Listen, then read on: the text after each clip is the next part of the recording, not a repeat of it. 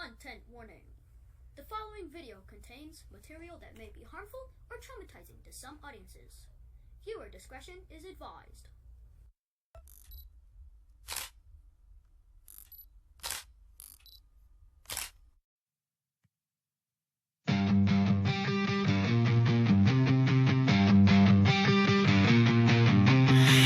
Broken clock on the back wall, counting down till the last bell rings. You lock the door with the plastic smile, say this is just our little secret thing.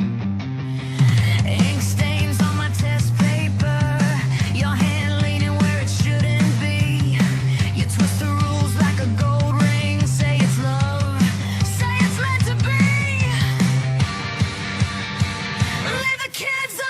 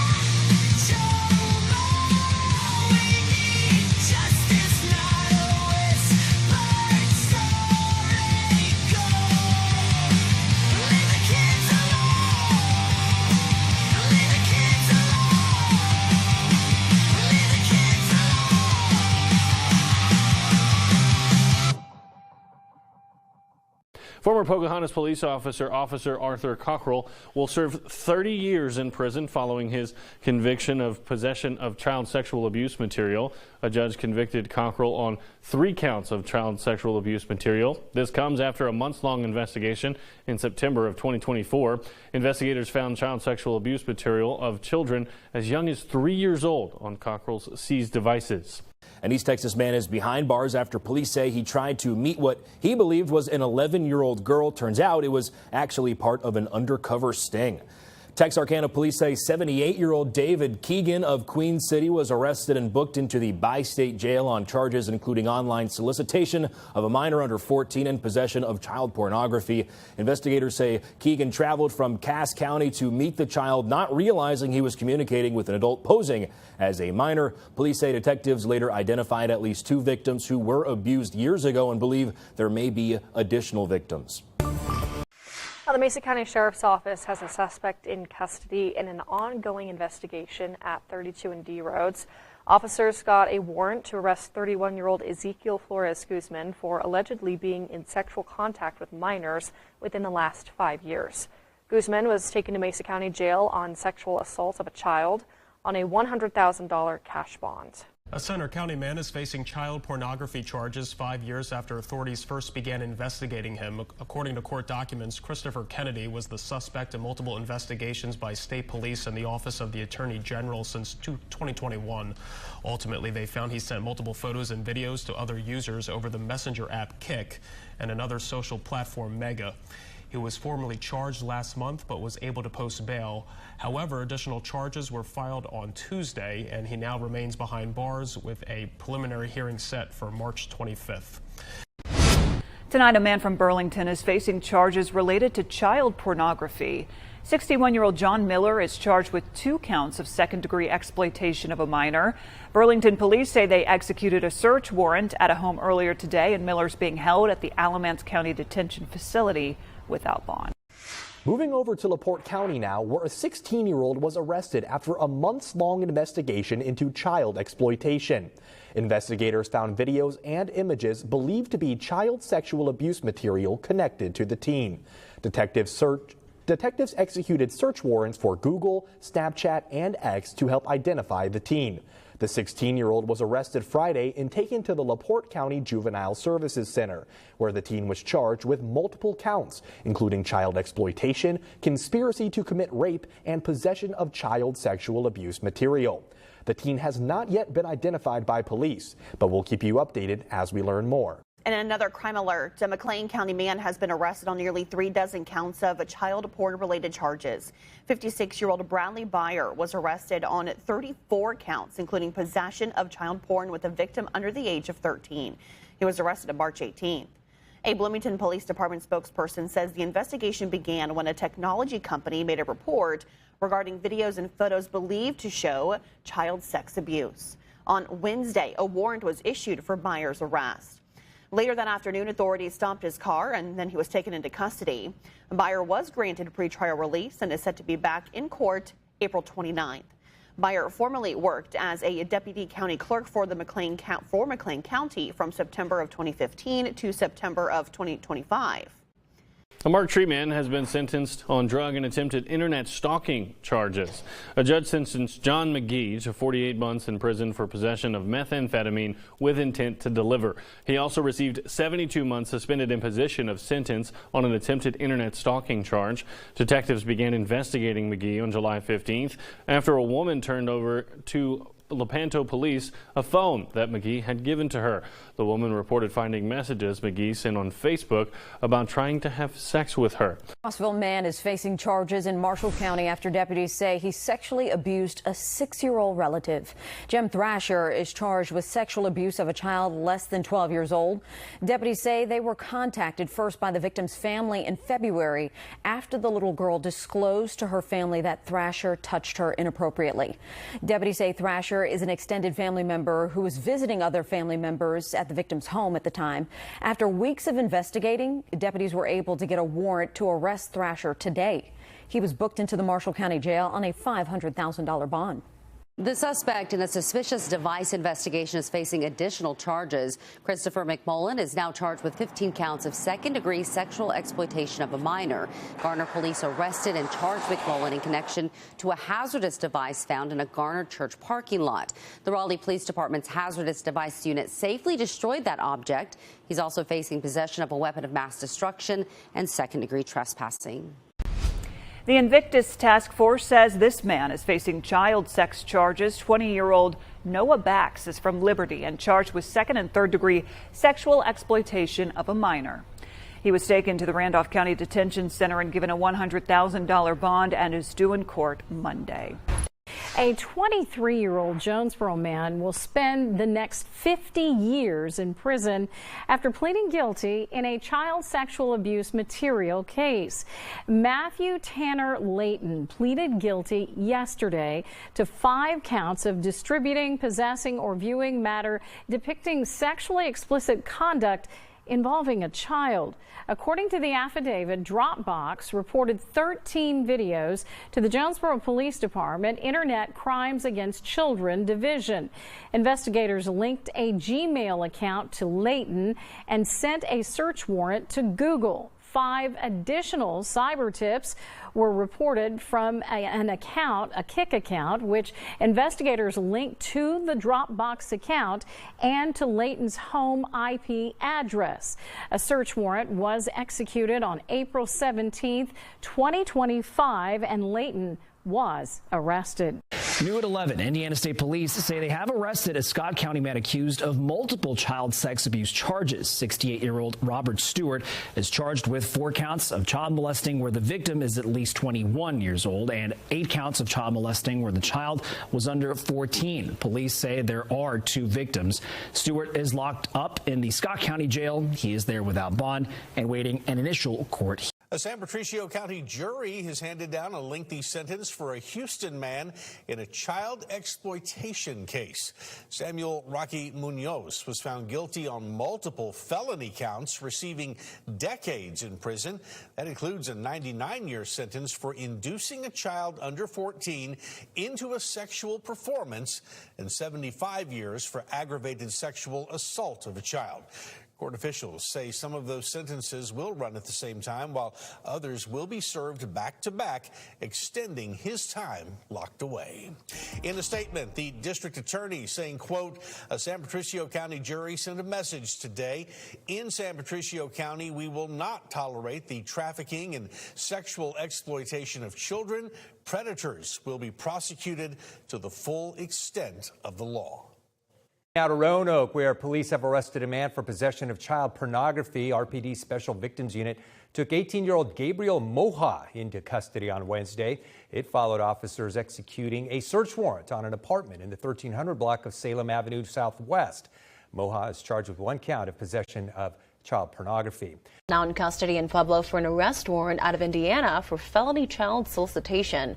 Christopher Neoturnal was arrested last week. Indiana police say they began investigating after they got a tip online in September. That's when they asked Pueblo County Sheriff's Office Internet Crimes Against Children's detectives to help out. Deputies interviewed Turner, eventually arresting him for child solicitation and inappropriate communication with a minor. He's now waiting for extradition to Indiana in the Pueblo County Jail. Today, a man who used to live in Newbury is facing new federal charges after allegedly possessing child sexual abuse material while waiting to go to prison. U.S. Attorney Aaron Cregan says that Mark Jacques was indicted this week. WMUR originally brought you this story back in 2024 when Jacques had already pleaded guilty to distributing similar material and was sentenced to 5 years in prison. While on release, officials say that a probation officer discovered unauthorized device activity and a thumb drive containing illegal videos. Jacques now faces 10 to 20 additional years if convicted. Tougher penalties in some child sex assault cases will not be moving forward in Colorado for now. A proposal to remove the option of probation sentences for certain offenders is now postponed indefinitely. 11 News anchor Melissa Henry has more from the 11 Alert Desk tonight. 3 years in a row now, lawmakers have tried to pass bipartisan efforts to make penalties harsher on criminals who commit certain child sex crimes. This year, that effort aimed to require prison time for certain Class 3 and 4 felonies involving child sex assault. It would have changed current state law, which allows those offenders to get probation sentences. And for now, that will continue to be the case. Republican Representative Brandy Bradley and Democratic Representative Regina English have co-sponsored similar proposals for the past 3 years. They say Colorado is relatively soft on child sex offenders compared to other states, and it's a crime demanding more punishment. What you've done initially right out the gate is sentence that child to a lifetime of trauma for violating them. If you rape a child, you belong in prison. You do not belong in society on probation only. The vote to table this came down 4-3 in the Senate Judiciary Committee. One Democratic lawmaker, Senator Dylan Roberts, joined Republicans in saying no, this should not be put off. The vote came after the committee heard from several people involved in this conversation, including one man who pleaded guilty to child sex assault. This well-intended bill brings unintended consequences. It ties the hands of every judge in Colorado, saying that their judicial wisdom is irrelevant.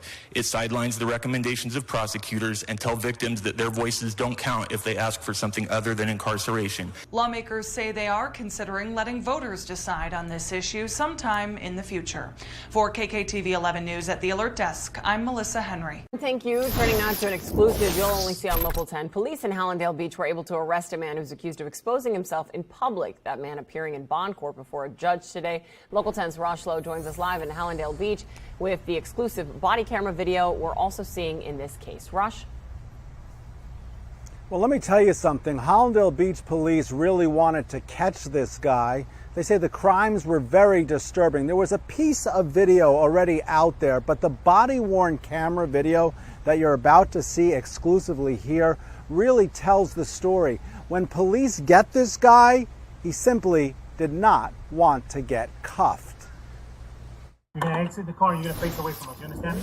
Get out of the car. Let's take you to Wednesday in Hallandale Beach. This guy's just not moving. Get out of the car. I'm not with you. Cops say his name is Roberto Lazarus Sosa. He was wanted for fondling himself in front of a man. And prior to that, a suspicious incident, say cops, in front of a woman and a juvenile. Broad daylight, he was sitting in his car doing his personal business in front of a juvenile and a parent. The male, he went to a different area and this time around got out of the vehicle and started, exposing himself and pleasuring himself in front of the adult male. Cops were able to get his license plate, and they used their license plate readers to catch him. Don't move your arm. Stop moving your arm. Stop moving your arm. Stop, man. Stop moving your arm. Stop! I'm not going to tell you again. Stop. Give me your arm now. Give me.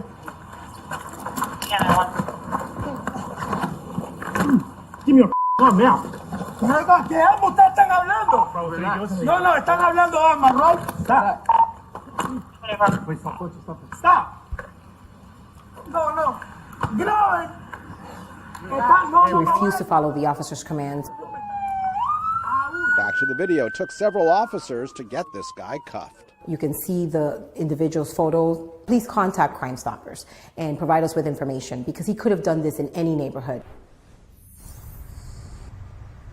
A couple of things here. Police wanted the full body-worn camera video out there. They thought it was important, so they say they could show the whole story. And the other thing that's really important here, you saw this guy's photo. Police are very concerned that he may have done this elsewhere, other neighborhoods in Hallandale Beach. If you believe you've been victimized by this guy, police would love to hear from you. Either call Hallandale Beach Police or Crime Stoppers in Broward County. That number is 954-493-TIPS. I'll have even more video for you tonight at 6 p.m. For now, I'm live in Hallandale Beach. Rosh Lowe, Local 10 News. Rosh, thanks. And now to Virginia Beach and the trial underway for a preschool owner accused of rape. We've been following this case for nearly 2 years. 58-year-old Michael Pope, the co-owner of the Goddard School of Lynn Haven, was charged in August of 2024. Then at your side's Chris Horn was there for day one of this trial. He joins us live with this update tonight. Chris? Yeah, Tom, the alleged victim in this case is the cousin of Michael Pope's wife. So they are connected through marriage. Attorneys in their opening statements this morning for both sides said everyone that was at this barbecue back in 2024, late August, they were drinking heavily. The cousin of Michael Pope's wife was visiting the Pope's Virginia Beach home in August 2024. She was there for a barbecue. By 11 p.m. that Saturday night, the Popes and the cousin, who's the one bringing the charges, were the only ones left. She testified that all three were in the pool when Pope began having sex with his wife in front of her. Later, the cousin was sitting on the guest bed inside when she claims Pope began oral sex on her and then forced intercourse, while his wife was in the master bedroom. But Pope's attorney says the cousin was begging him to have sex and Pope was unable to perform. Defense attorney Sean Klein says Pope definitely cheated on his wife, but did not rape anyone. The cousin denied all that on the stand this afternoon. Pope is expected to testify tomorrow when this trial resumes. He faces 3 sex-related felonies: rape, forcible sodomy, and object sexual penetration. If convicted on all 3, he could face a minimum of 15 years in prison. I'll be here tomorrow and I'll have more coverage. We're outside the courthouse in Virginia Beach tonight live. Chris Horn, 10 on your side. In some developing news we're following, a daycare provider in Thornton has been arrested for allegedly sexually assaulting a child. Police say 81-year-old David Chambers helped his wife operate Vicky's Daycare, a licensed home daycare in the 4200 block of East 114th Avenue. Chambers is accused of assaulting a child multiple times throughout 2025. Vicky's Daycare has been operating for more than 40 years. It is now closed. Police say Chambers was booked into the Adams County Jail, but has since been released on bond. Investigators believe there could be more victims and are asking anyone with information to let them know. New tonight at 11, a Tennessee man was arrested for multiple felony sex crimes with a minor in Yates County.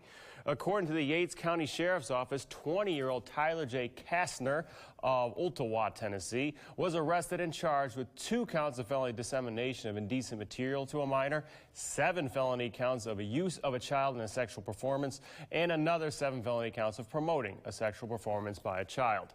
Deputies say that Kastner communicated through electronic devices with a minor who lived in Yates County, New York. He persuaded the victim to engage in a sexually explicit manner several different times, according to the deputies. And as a result, Kastner was arrested by the Hamilton County Sheriff's Office in Tennessee, handed over to the Yates County Sheriff's Office, and processed in court.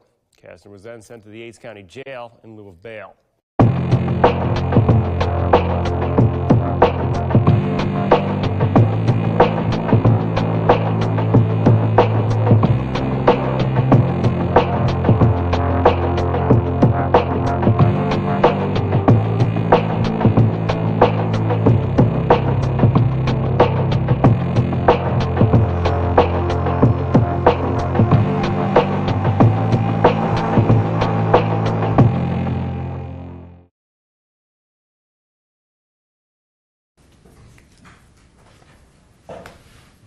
All right, we can go on record now, and you may call the next file, Mr. Jennison.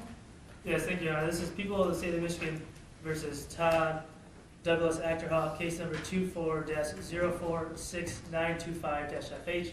We're here for the purpose of a sentencing. Attorney Heath Lynch appears with defendant Mr. Achterhoff. There are some additions and changes to the pre-sentence investigation report involving the contents as well as some offense variable scoring. All right, so in regard to the contents of the PSI, what changes do you want made there? First, Judge, in the cover page for the plea agreement, it says counts 3 and 4 were dismissed.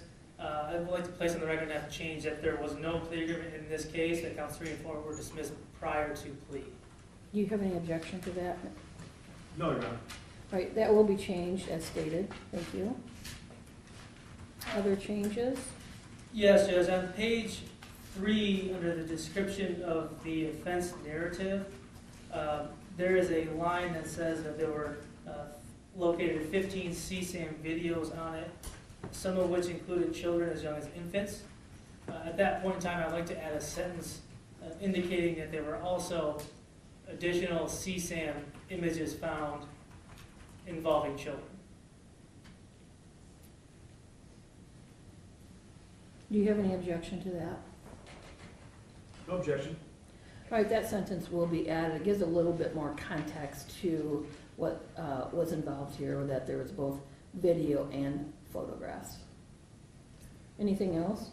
Yes, Judge. Well, no more in the contents next to the offense variables. All right, so we'll go to that. What we can look at first is count 1, which was child sexually abusive material aggravated possession, which is considered a Class B.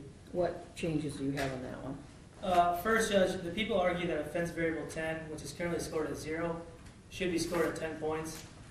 Clearly, given the nature of the offense and the images and videos that were located on the defendant's cellular device, you can argue very clearly that the defendant took advantage of the youth and agedness of the victims that were depicted in these images and videos. And I think that it would be appropriate for offense variable 10 to be scored at 10 points. All right, what's your position in regard to that? Your Honor, we respectfully disagree.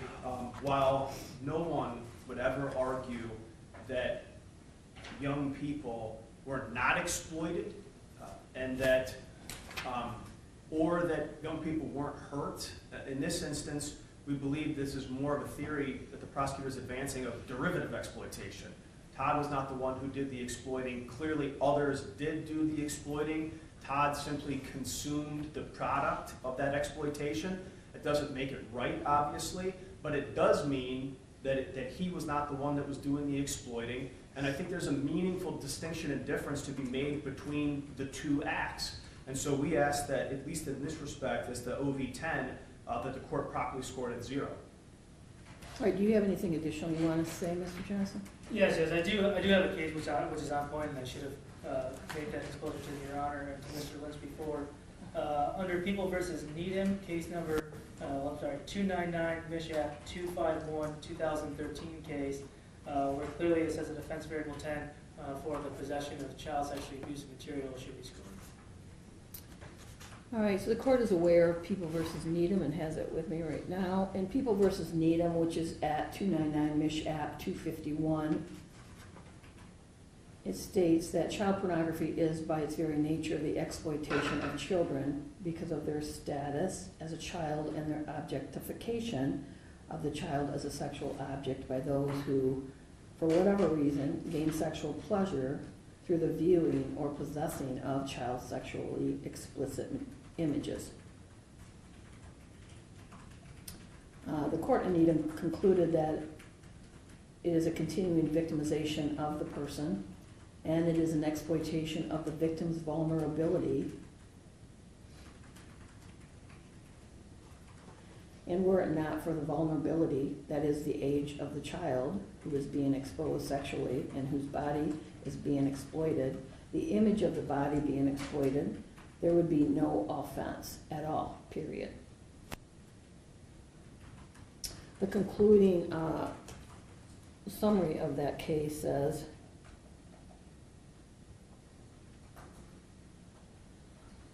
specifically in the last paragraph, by possessing sexually abusive images of children, defendant made these children and the victims of his sexual offense and exploited them through his sexual gratification.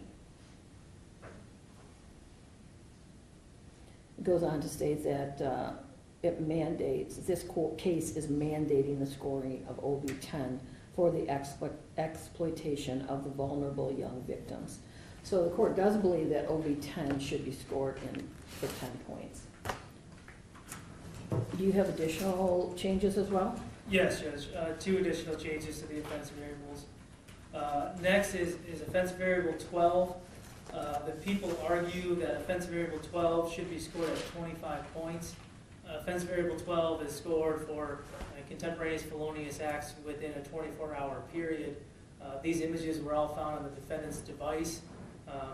Images and videos, I should say, were found on the defendant's device, which it would be appropriate to score offense variable 12 at 25 points. And that is further substantiated, Your Honor, by People versus Wolper, case number 299, Mish Act 451, again, 2013. All right, what's your position, Mr. Lynch? Your Honor, I'm aware of a case that Mr. Jennison cited, and I don't believe at this point that we are in the position to object to the application of the offense variable 12, as suggested. All right, so the court also does believe that OB12 should be scored at 25 points, as there are 3 or more contemporaneous felonious criminal acts involving the crime against a person, and they were committed by the defendant here. A felonious criminal act is contemporaneous if it occurred within the 24 hours of the sentencing offense. These were all found on the defendant's device at the same time, so they were all within the 24 hours. And these acts will not result in separate convictions. There's plenty of different photographs and videos so that there's more than the 3 that will be scored in regard to OB13. So there's plenty for OB12 that will not be scored or will not be charged and as a separate offense. So the court is finding that OB12 should be scored for 25 points. You may continue, Mr. Jennison. Lastly, Your Honor, we have offense variable 13. And as Your Honor indicated, an offense variable 13 for those 3 prior felonious acts within a 5-year period of crimes against a person be scored. Clearly, there are numerous images and videos that were found within that 5-year period that are separate and apart from the images and videos that were scored in OV-12. So given the number of the images and videos, we feel like OV-13 should be scored at 25 points as well. Thank you, Judge. All right, Mr. Lynch. Your Honor, we certainly don't dispute that one or the other of OV-12 or OV-13 could score and should score here. But in this instance, I think by this rationale, 6, 7 images on a computer, 3 contemporaneous, 3 continuing pattern, is automatically going to make both of these offense variables apply. And it's our position that you don't get the double count, that it's one or the other. That if 12 counts, and we don't dispute under Loper that it does, then I don't believe 12 and 13 should count. Because again, we run into a situation where it's impossible to distinguish between, without getting into exact download dates and things like that, what's contemporaneous, what's part of a continuing pattern. And I think just as a matter of principle, this is now again stretching the meaning of these offense variables beyond where they should be. And so again, we don't dispute that that OV-12 could apply under the circumstance. We believe that both should apply. Do you have anything additional you want to say, Mr. Jennison? Briefly, if I may, Your Honor, as indicated in the pre-sentence investigation report and the narrative of the offense, there were 15 videos that were found that involved children or child sexually abuse material. The defendant was charged with 2 counts of possession of CSAM as well as 2 counts using a computer to commit a crime. The other acts in offense variable 12 are only to be scored that are not charged. Those are not charged in OV-12. OV-13 is separate and apart from OV-12 because those are just 3 contemporaneous felonious acts within a 5-year period versus a 24-hour period as described in OV-12. Right, and additionally to the 15 CSAM videos that were talked about in the prepared PSI, what's been added is that there were also numerous photographs of children involved in CSAM or child sexually abusive material. So in regard to OV-13, the trial court should score this 25 points when the offense was part of a pattern of felonious criminal activity involving 3 or more crimes against a person. All crimes within a 5-year period, including the sentencing offense, shall count, regardless of whether the offense resulted in a conviction.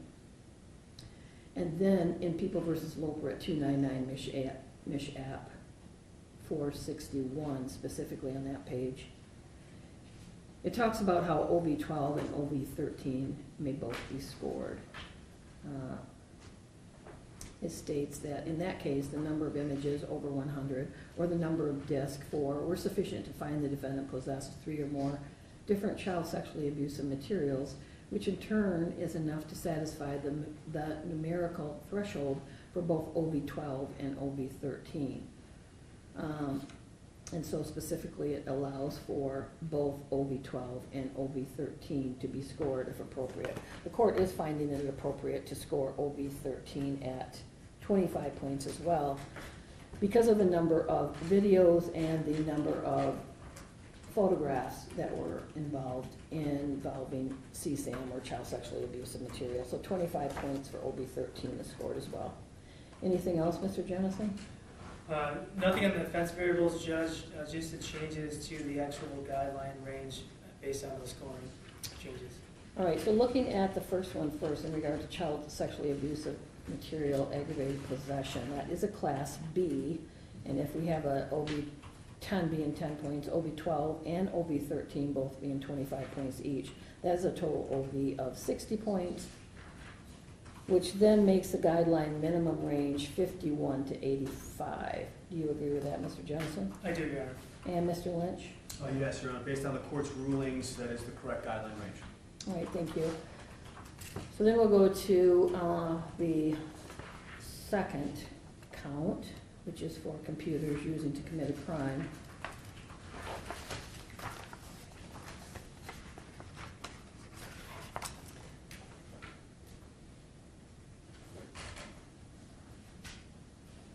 with a 10-year maximum on that particular crime. That is classified as a Class D. Do you want the same OVs there, OV 10 to be 10, OV 12 to be 25, and OV 13 to be 25, Mr. Jennison? Yes, Judge. Given the fact that they are all person crimes, we believe the scoring for count 1 would be the same in counts 2, 3, and 4. Thank you. Do you agree with that, Mr. Lynch? Yes, Your Honor. All right, so then that would be Class D, this one is.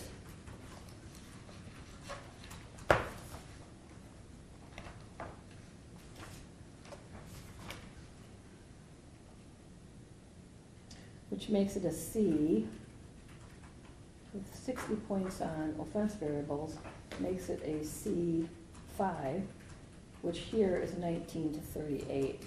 Do you agree with that, Mr. Jennison? People do, Your Honor. And Mr. Lynch? 1938 is correct. All right, then we'll go to the third, or what was originally the fifth count. You charge as a computer using to commit a crime.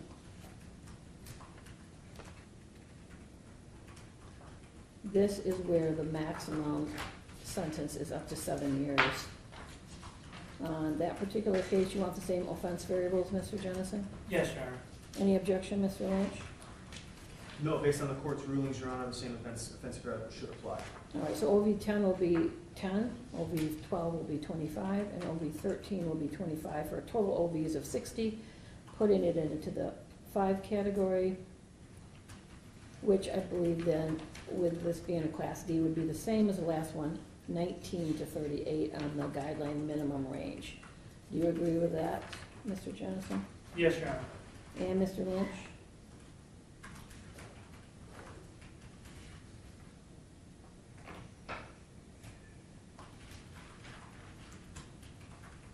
Yes, Your Honor. All right, and then we'll go to the last count, which was labeled as count 6 initially, but at the time of the plea, and part of the PSI is labeled as a count 4. That is for child sexually abuse and material possession with a felony that is a maximum of 4 years. The same offense variables, Mr. Jennison? Yes, Your Honor. Mr. Lynch, any objection to OV 10 being scored at 10 points, OV 12 and 13 being at 25 points? No objection. That hasn't already been argued, Your Honor. Thank you. All right, so that makes that 60 points, and this is a Class F. Do you agree with that, Mr. Jennison? Yes, Your Honor. And Mr. Lynch? Agreed. So then a Class F, this would be a C for the prior record variable, and the offense score would be 60 points, which is then in the 3 category. So this would then be a guideline minimum range of 2 months to 17 months. Do you agree with that, Mr. Jennison? People do, Your Honor. And Mr. Lynch? 217 is correct. All right, thank you. So the PSI has been corrected then. A lot of corrections to that, I must say. Is there anything else that you want to state then, Mr. Jennison? Just briefly, in terms of allocution, Your Honor, the court is aware of the facts and circumstances surrounding this case. I know Mr. Lynch provided Your Honor with numerous letters of recommendation for the defendant, including one from Reverend Petrulia. And my question would be, Your Honor, that I don't think that these letters of recommendation would be coming in from Mr. Ackerhoff if they had to review the images and the videos that law enforcement agencies had to review, that I had to review, members of the FBI, out of the Sheriff's Office. They were incredibly heinous. And not one of those statements that were given to Your Honor talk about the victims of this crime. This is not a victimless crime, Your Honor. These were children who were being sexually abused as young as infants. Given the nature of the offense and the number of images and videos that the defendant had, people are asking to go to the high end of the guideline range of 85 months. Thank you, Judge. All right, thank you.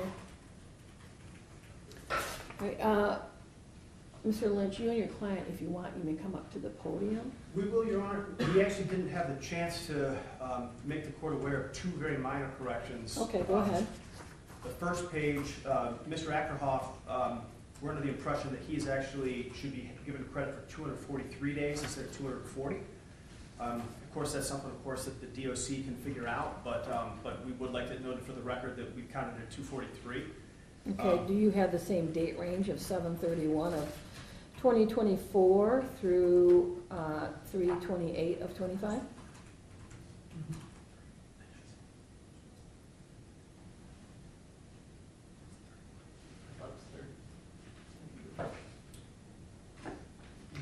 Your Honor, we were under the impression he was arrested on the 30th, but. On the 30th of July? Correct, and that the count as of the date of sentencing ought to be 243, but at the end of the day, we know that that's probably something that someone besides the court is going to have to determine. We simply want it noted for the record, if that's okay. That will be determined right now. Sarah Sitzer is here from Michigan Department of Corrections, and she's on it, so she'll let us know soon. Thank you very much, and while she's doing that, Your Honor, on page 5 of the pre-sentence investigation report, under Mr. Achterhoff's marriage and family section, for some reason, the report omitted the address of his son, his youngest son, Lincoln. It just says it's in Michigan. We just want to make sure that it's clear that he does still live with the family at that same address in Holland. I won't note the street or address for the record, but it's not as if he doesn't live with them. He does. All right, so that will be noted then as a change, and Ms. Sarah Sitzer will change that as well. Thank you, Your Honor. All right, any other changes to the PSI, Mr. Lynch? That's all. We appreciate it, Your Honor. All right, you may come up to the podium, both you and your Thank you. client.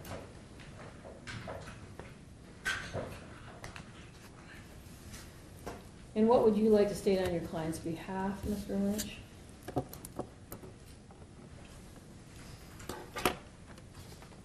Your Honor, I've been practicing criminal law now as a prosecutor and defense attorney for, I think, coming up on 17 years in this month.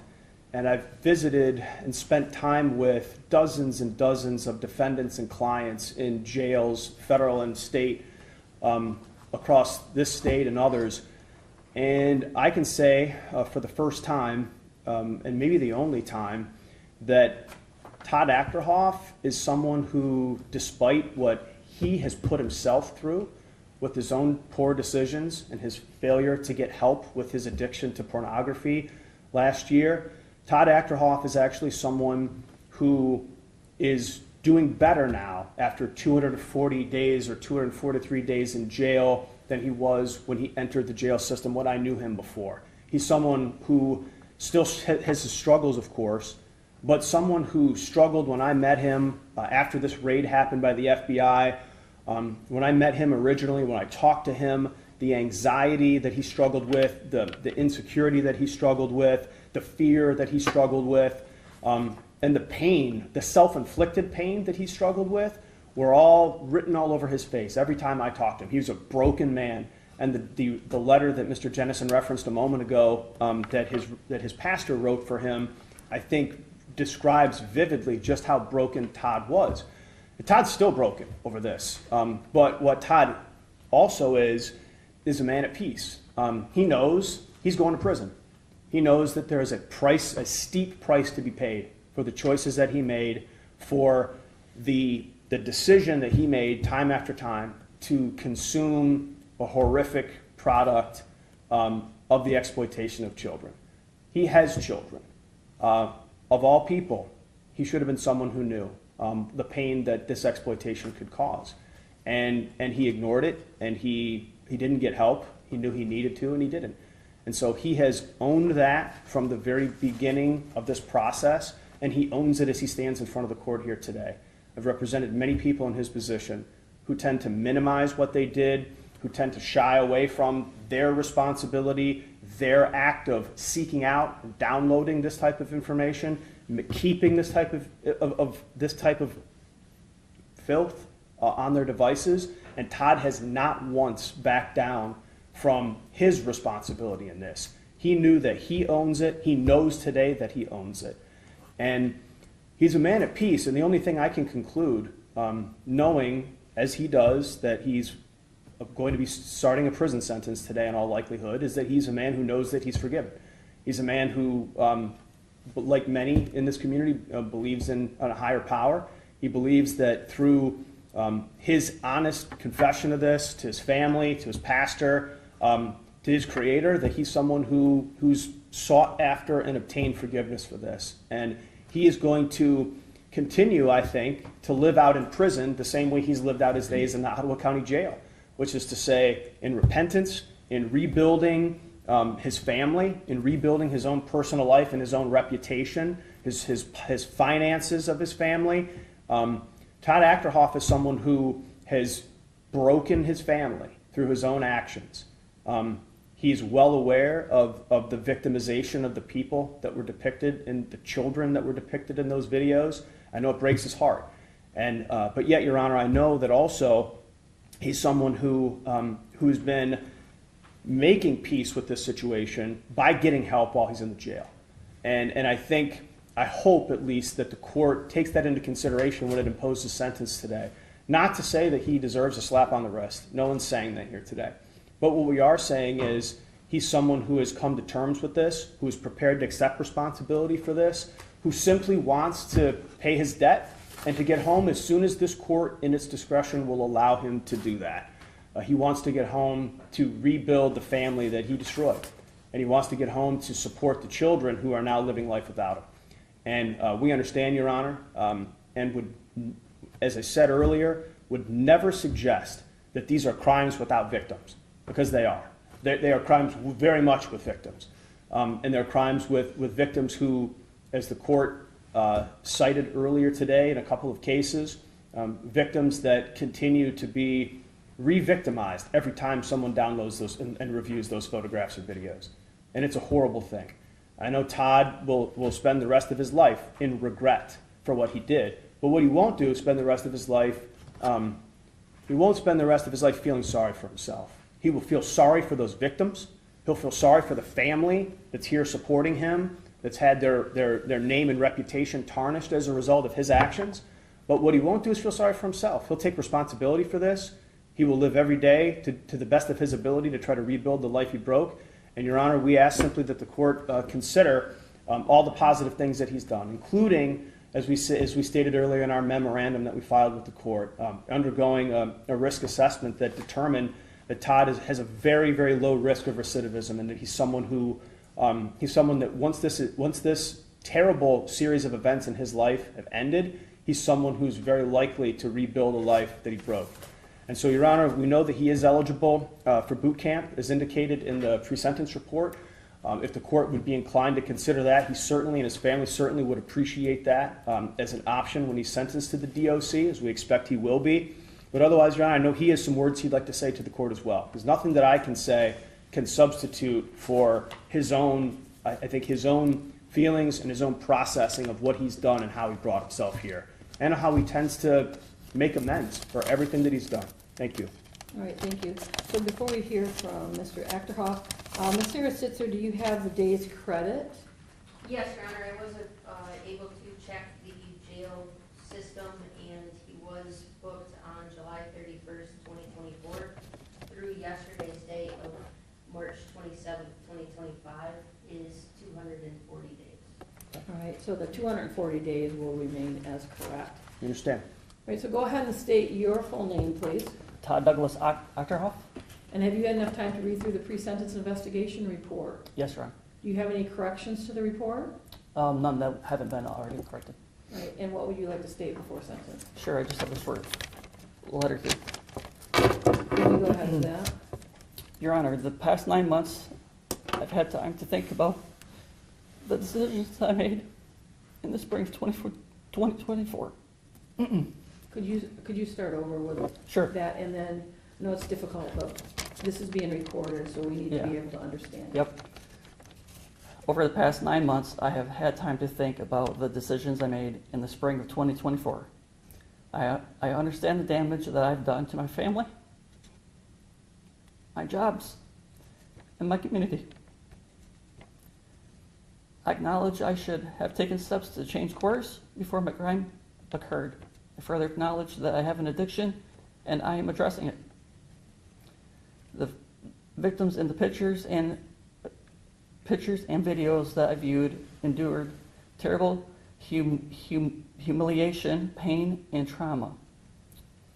I did not know any of them personally. However, as a parent, I cannot imagine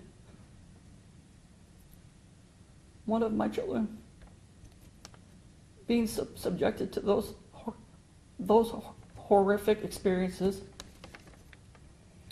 I am bettering myself.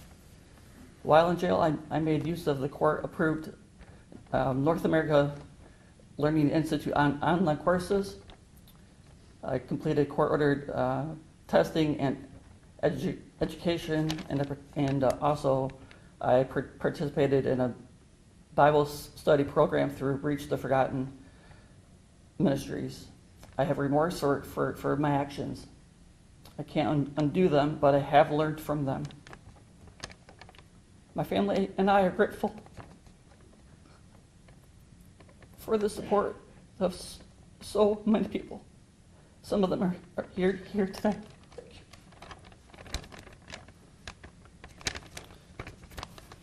Sorry, I can't see anything.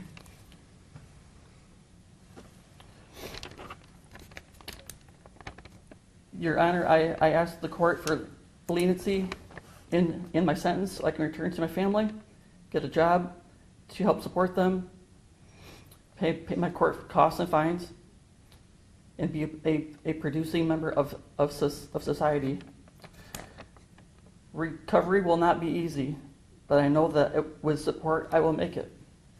God will turn this mess into a message. Thank you. Great, thank you. The court is hopeful that while you're incarcerated, you make good strides, and when you get out, that you're able to abide by the laws. The court has received a lot of letters in your support. You have a lot of people in the courtroom, it looks like, which is a very good thing, and that's a positive thing. But I'm kind of concerned about some of the letters that they wrote to me. Some of the letters indicated that the defendant made a mistake. First of all, it is not a mistake. It's not one mistake. It's also not a mistake. These were intentional looks and views of the videos and the pictures. These were intentionally done. They were deliberately done. Also, this is not just to look at porn, as some people have suggested, but this is actually viewing child sexually abusive material, which is a whole nother level than what porn is usually thought of. Child sexually abusive material is very disturbing.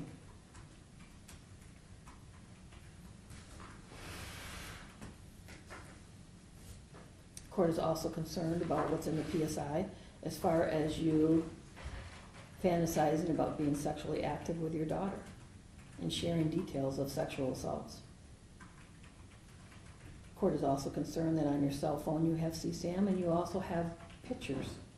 You have videos and pictures, including children as young as infants being sexually abused.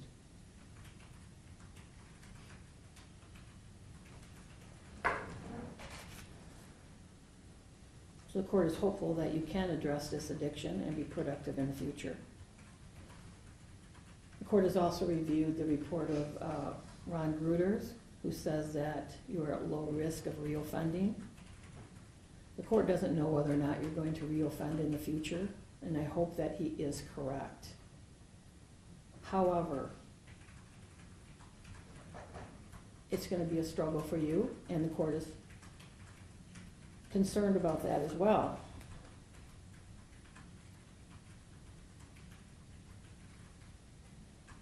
He indicates that you have no interest in children, but when you have these on your phone, and you have sexual fantasies about what's on your phone as well, including 10 and 11-year-olds, that's very concerning.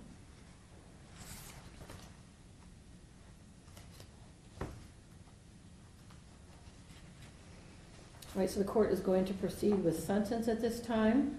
So in regard to the count 1, for child sexually abusive material, aggravated possession, which is a Class B crime.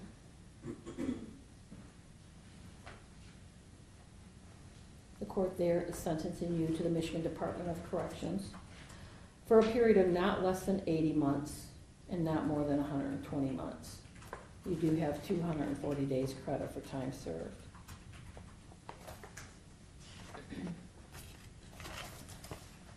In regard to the count 2, for using a computer involving a crime with a maximum imprisonment of 10 years or more, but less than 20 years.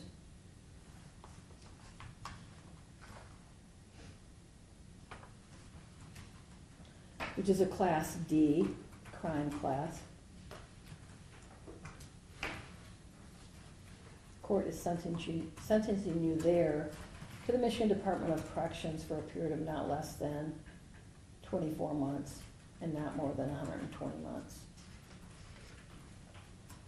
Again, you have 240 days credit. In regard to the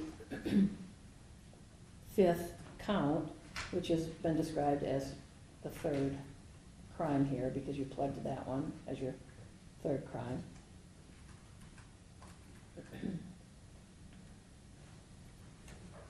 Which is for computers using to commit a crime with a maximum imprisonment of 4 years or more, but less than 10 years, where the maximum is up to 84 months or 7 years. The court is sentencing you there to a period of not less than 24 months and not more than 84 months. You do have 240 days credit on that.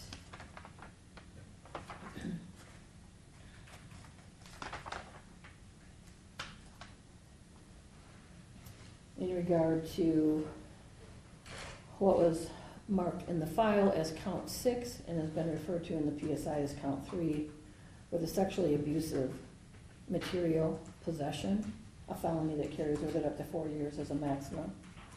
The court is sentencing you there to 365 days with 240 days credit for time served.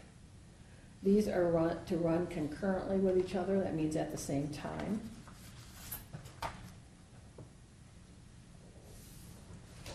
You must pay a DNA fee, a state cost fee, and a crime victim assessment fee. The court is not going to add any additional court costs or fines. You must comply with the sex offender registration requirement. In regard to the first count for child sexually abusive material aggravated possession, the aggravated possession is in regard to prepubescent children, so that it requires you to comply with the Sex Offender Registration Act. And then the last count, which is in the PSI as count 4, for child sexually abusive material possession, that also requires you to comply with the Sex Offender Registration Act.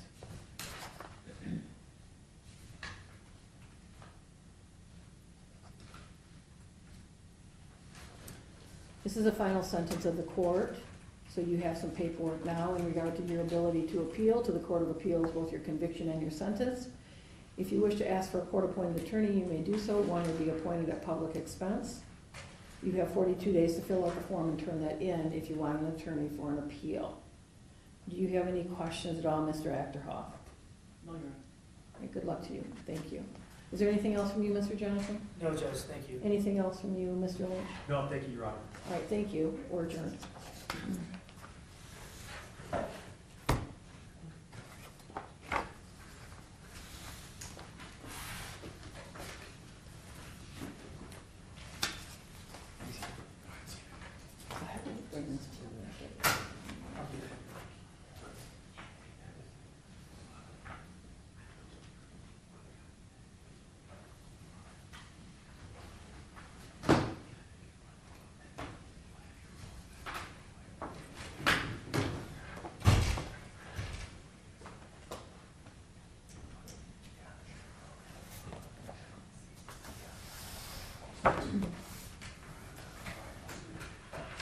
All right, we're going to take about a 2-minute recess and then we'll be back. 2 minutes. Mr. Lynch? Yes, ma'am. Do you have the appeals paperwork?